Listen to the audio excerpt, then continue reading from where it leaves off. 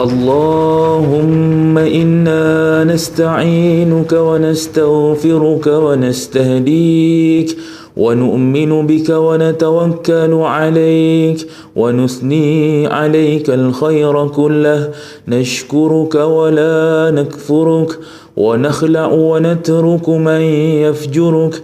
اللهم إياك نعبد ولك نصلي ونسجد وإليك نسعى ونحفد، نرجو رحمتك ونخشى عذابك، إن عذابك الجد بالكفار ملحق.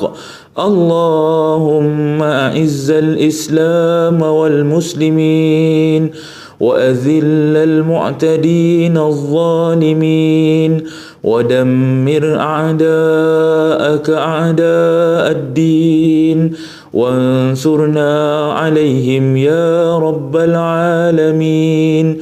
اللهم انصر إخواننا في كل مكان، وارفع عنهم القهط والبلاء والحرب والاعتداء.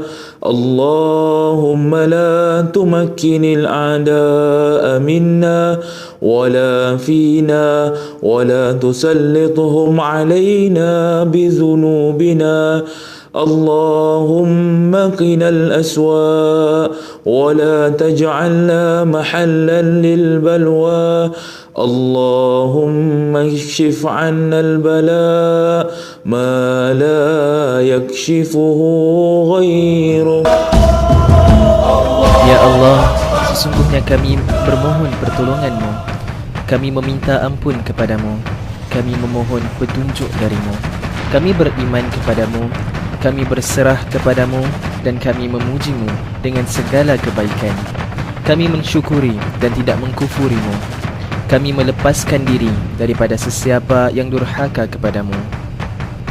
Ya Allah, Engkau yang kami sembah, dan kepada Engkau kami bersalat dan sujud, dan kepada Engkau jualah kami datang bergegas. Kami mengharap rahmat-Mu dan kami takut akan azab-Mu, kerana azab-Mu yang sebenar akan menyusul mereka yang kufur.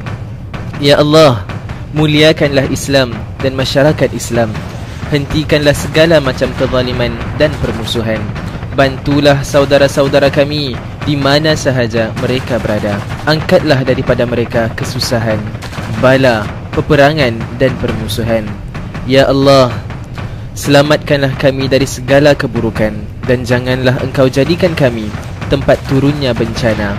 Hindarkanlah kami dari segala bala, kerana tiada sesiapa yang dapat menghindarkannya melainkan Engkau, Ya Allah.